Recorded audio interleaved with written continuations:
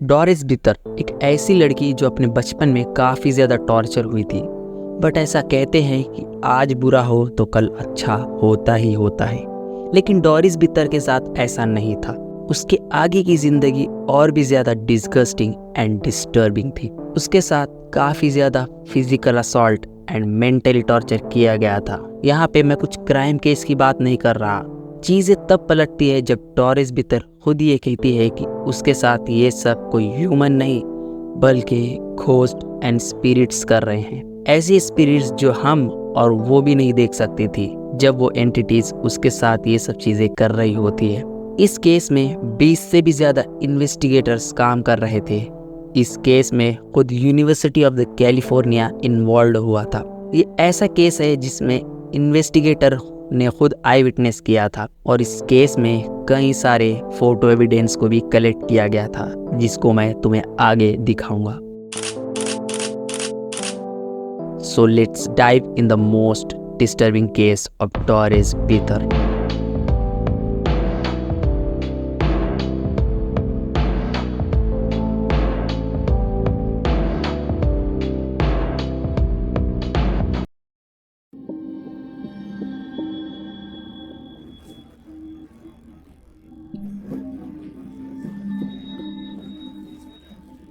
Doris बितर एक काफ़ी अच्छे खासे घर से थी। उसका घर एक अपर मिडिल क्लास वाला था।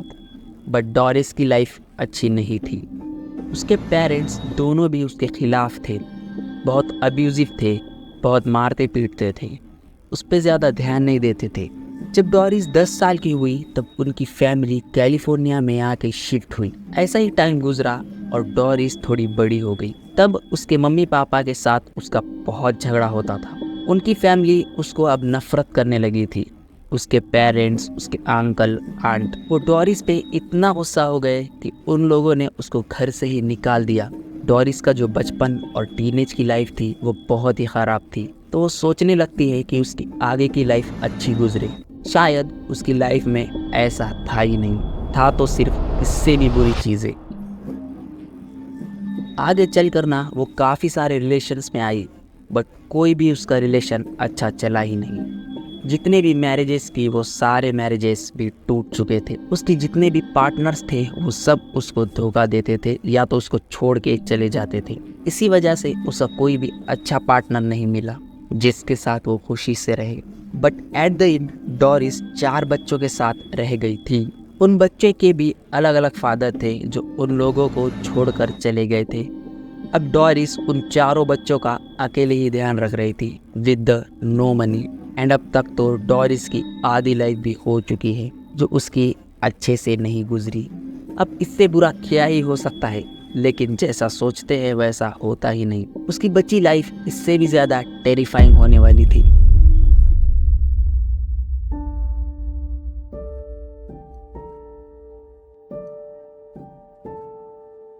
अगस्त 1974 डोरिस बितर यूनिवर्सिटी ऑफ कैलिफोर्निया के 2 पैरासाइकोलॉजिस्ट से हेल्प मांगती है जो थे डॉक्टर बैरी टेफ एंड कैरी गेनोर।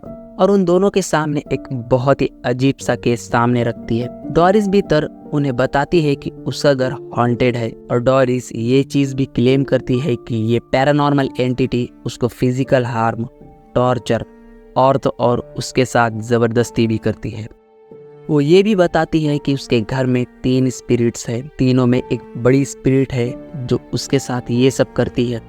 ये केस सुनने में काफ़ी अजीब लगता है। डॉक्टर बैरी टेफ एंड कैरी गेनोर को ऐसा लगा कि वो झूठ बोल रही है बट स्टिल वो वहाँ पे एक बार जाने की सोचते हैं। अगर वो लड़की झूठ भी बोल रही है तो पकड़ी जाएंगी और केस भी जल्दी ख़त्म हो जाएगा। और वो लोग डोरिस बितर के घर निकल चलते हैं।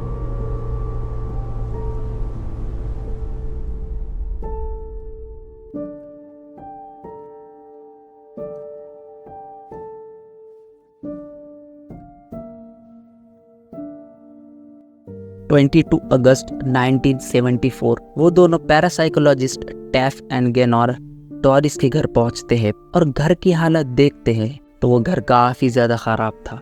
ऑब्वियसली डोरिस गरीब थी और वो 4 बच्चों को अकेले संभाल रही थी तो घर तो ख़राब रहेगा ही। और तो और ऐसा लग रहा था कि वो घर बहुत ही पुराना है और मतलब एबेंडन्ड हाउस जैसा लग रहा था। इन्वेस्टिगेटर्स ने वहाँ पे पहुँचने के बाद थोड़ी सी जांच की तो उन लोगों को वहाँ से थोड़ी सी नेगेटिव वाइब्स आ रही थी। उन्हें ऐसा लग रहा था कि कोई तो है इस जगह पे। उनको थोड़ा यकीन तब होता है जब डोरिस खुद उन लोगों को अपने चोट के निशान दिखाती है। कई दिनों से वो स्पिरिट्स उसको टॉर्चर कर रहे थे, वो सब चोट उन लोगों को दिखा रही थी। और तो और उसके इनर थाइस पे भी बहुत ज्यादा चोटें थी। डोरिस का जो बड़ा बेटा है वो खुद एक चीज क्लेम करता है कि उसने अपनी माँ को हवा में लेविटेट करते हुए देखा, जैसे कि किसी ने पकड़ के उन्हें फेंका हो, पर उसको वहां पे कोई दिखाई नहीं दिया था।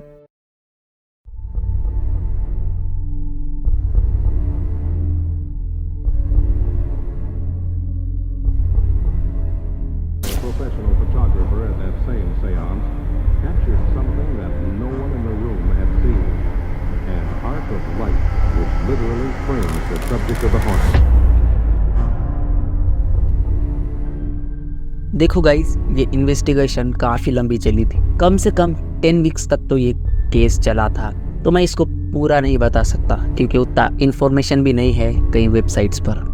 तो इस इन्वेस्टिगेशन के दौरान जो जो चीज़ें इंपॉर्टेंट चीज़ें हुई थी मैं उन चीज़ों को बताऊंगा जिनमें एविडेंसेस भी है। इन्वेस्टिगेशन एक स्पिरिट फोटोग्राफी के सेशन से स्टार्ट होती है। टेफ और गेनोर दोनों अपने टीम के साथ इक्विपमेंट्स लेकर वहां पर पहुंचते हैं। उस सेशन के वक्त उनके साथ एक साइकिक भी थी, बिकॉज कि वो अपने मेंटल पावर का यूज करके डार्क एनर्जी को सेंस कर सकती है। जब वो सेशन चल रहा था तब वो साइकिक एनर्जी को सेंस नहीं करती थी, तब नॉर्मल सा फोटो आता था।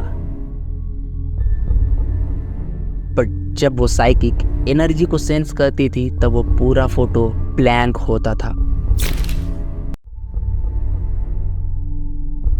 एक टाइम वो साइकिक कहती है कि वो एंटिटी एग्जैक्ट उसके सामने खड़ा है।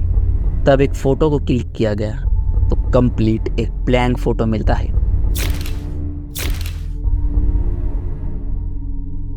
उस जगह पे स्टार्टिंग से ही इन्वेस्टिगेटर को डेमोनिक आवाजें, किसी एनर्जी का होना सेंस कर रहा था और ये चीजें एट द टाइम बढ़ी रही थी। आगे जाकर उन लोगों को रूम के अंदर फ्लोटिंग लाइट्स दिखती थी, मीन्स के स्पिरिट्स अपने आप को इस फ्लोटिंग लाइट्स में दिखाती थी, अपीयर करती थी। सो वो लोग इस चीज को भी कैप्चर करना चाहते थे। Then one more photography session किया जाने वाला था। उन लोगों ने उस कमरे को एक बड़े से काले कपड़े से ढक दिया था, बिकॉज के रोशनी अंदर ना आए और वो फ्लोटिंग लाइट्स को क्लियरली देख पाए और उसकी फोटो भी ले पाए। बट बहुत कोशिश करने के बाद उन्होंने फोटो क्लिक कर ही लिया था।